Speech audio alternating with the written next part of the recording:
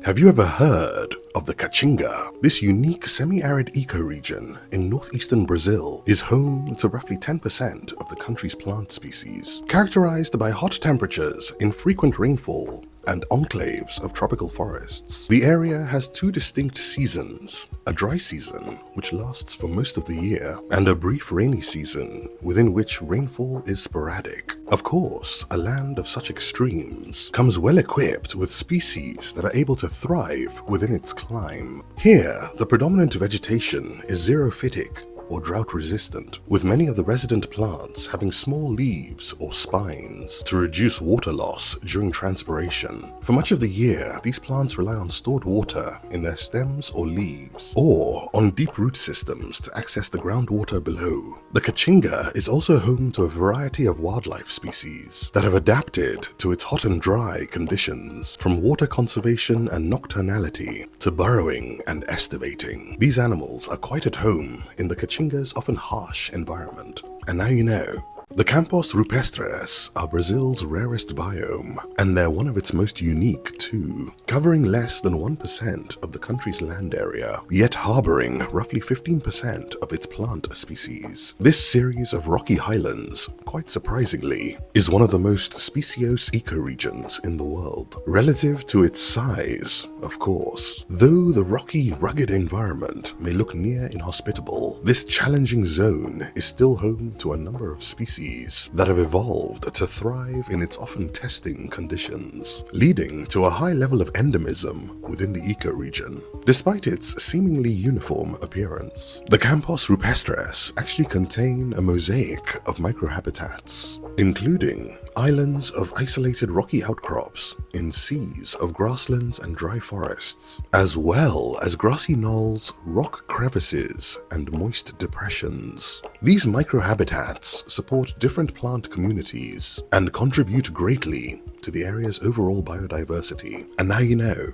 The Cerrado is the second largest biome in South America. This vast tropical savanna ecoregion in Brazil is characterized by its rich biodiversity of unique flora and fauna. Known for its expansive grasslands, scrublands, and gallery forests, it's often considered to be one of the most biodiverse savannas on the planet. The region is estimated to contain over 10,000 plant species, of which approximately 45% can't be found anywhere else on Earth. Additionally, the space is home to a wide variety of fauna, many of which are also endemic to the region. It owes its dense biodiversity to a number of factors, chief amongst them being its geographic location. Situated close to the heart of South America, the Cerrado is positioned between the Amazon Atlantic forest and Caatinga, which undoubtedly contributes to the high species richness found in the region. And now you know.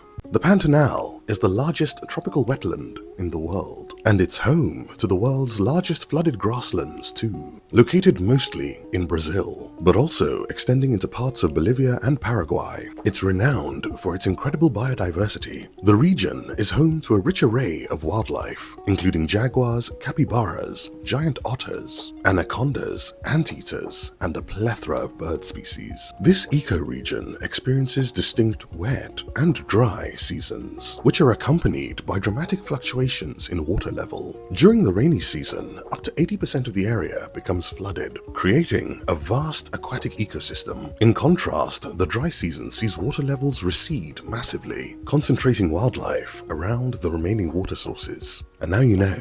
The Atlantica is one of the most biodiverse places on Earth, extending along the Atlantic coast of Brazil, from the states of Rio Grande do Norte to Rio Grande do Sul, and inland as far as Paraguay and the Misiones province of Argentina. This unique ecoregion is characterized by its moist and dry tropical forests, as well as its grasslands and mangroves, all of which play host to an astounding amount of biodiversity, with many of its species being endemic too. Although poorly known compared to its neighboring tropical rainforest, the Amazon, this region is significantly more threatened, with close to 90% of this extensive forest having been destroyed in just a few centuries. Today, its remnants exist in sparse fragments, a shadow of its former self. And now you know. Did you know the Amazon is home to 10% of all known species in the world? Not only does this make it the largest collection of living flora and fauna, but with an estimated 390 billion individual trees across roughly 16,000 species, this biome also represents over half of our planet's remaining rainforests. And with a species count of up to 80,000, you'd be forgiven for thinking its plant life is the star of the show. But where this biome shines is its collection of invertebrates, with approximately 2.5 million species and counting having been documented. The region owes much of its incredibly speciose nature to two major factors: the nutrient-dense fertilizing dust from the Sahara and the indigenous gardeners that shaped the forests through soil improvement and sustainable cultivation. Spanning 9 South American countries in the north of the continent, more than 30 million people from over 350 different ethnic groups call the Amazon home, with indigenous peoples making up 9% of the total population across more than 3,300 formally acknowledged indigenous territories, 60 of which remain largely isolated. Sadly, today this incredible biome is at risk from the impacts of climate change, wildfires, unsustainable farming, and deforestation. And if some drastic changes aren't made soon, we stand to lose this major pillar of global biodiversity. And now you know. The Pampas is one of the largest grasslands in the world and stretches across Argentina, Uruguay, and southern Brazil. Despite its seemingly monotonous landscape, dominated by herbs and tall grasses such as pampas grass, and a sparse scattering of shrubs and trees, the ecoregion is still home to a diverse array of wildlife. Species such as the marsh deer, maned wolf, rhea, and pampas cat have adapted to survive on these open plains. That being said, human activity has caused major changes to the Pampas' wildlife, with most medium to big-sized species having lost their habitats, only surviving in a few pristine relicts of the biome. Sadder still, other species such as the jaguar and guanaco have been all but entirely eradicated from the area by our actions. Actions that have made the Pampas one of the most endangered habitats on Earth. And now you know. Northeastern Brazil is home to the Chapada Janina, a unique biodiversity hotspot that sits close to where 3 major biomes meet. The Kachinga, known for its semi-arid climate and xerophytic flora, Cerrado, the most biodiverse savanna in the world, and the Atlantica, or Atlantic forest, Brazil's lesser known but significantly more threatened tropical rainforest ecoregion. The Chapada Janina is primarily characterized by its rugged topography. Here, the terrain is dominated by impressive plateaus, deep canyons, and a plethora of waterfalls and caves, all of which play host to a great many species, which in turn are influenced by the region's proximity to its 3 major biomes. And now you know. Northeastern Brazil is home to the Chapada do Araripe, a region of remarkable natural and cultural significance that's known for its unique geological formations, which have all contributed to the formation of the region's habitats. From its semi-arid scrublands and dry forests to its seasonal wetlands, the Chapada do Araripe truly is a haven for a wealth of flora and fauna, and within its boundaries lie species that you may have never seen before. The region's rich biodiversity and endemism have made it a valuable area for scientific research and conservation. And now you know.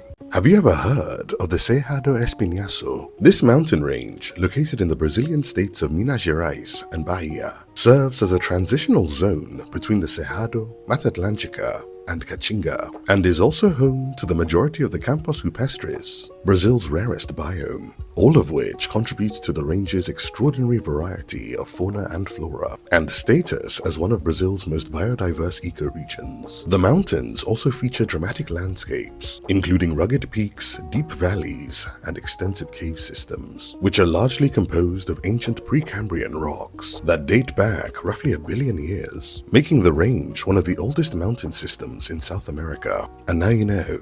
Brazil is on fire, and both crime and climate change are to blame. Year after year, illegal infernos consume thousands of hectares of Brazilian biomes, and 3 of these, the Amazon, Cerrado, and the Pantanal, have been ablaze for months now, during which the number of fires in the Amazon and Cerrado have almost doubled compared to the same period in 2023, whilst the Pantanal has seen a staggering 3,910% increase, with 15% of the wetlands having been lost to the flames. Often linked to agricultural activity, authorities blame human action for most of the recent fires in the country, with experts also attributing the record levels of destruction to the worst drought the country has seen in 7 decades, which has created conditions where fires can spread more rapidly, as well as burn more intensely and for longer. And as deforestation and land clearing have reduced Brazil's ability to produce rain and hold on to humidity, the country has become trapped in a vicious cycle of burning. Of course, wildfire doesn't just appear spontaneously, and as none of the recent blazes appear to have been sparked by lightning, it stands to reason that Brazil's conflagration has almost entirely been caused by us. Naturally, it isn't just the fires that are a problem, nor is it just Brazil's wild places that have been affected, as wind flows known as flying rivers, which usually take moisture from the Amazon to other parts of Brazil, are instead spreading smoke to its urban areas, and have affected over 60% of Latin America's biggest country, with some cities being so choked that drivers need headlights to navigate traffic in daylight hours. Sadly, the situation isn't expected to improve without regular rainfall, which isn't likely to come before October or November, should it not be delayed like previous years. Needless to say, stiffer penalties for environmental crimes are desperately needed, as should the country lose this war with fire, many fear there'll be nothing left, and now you know.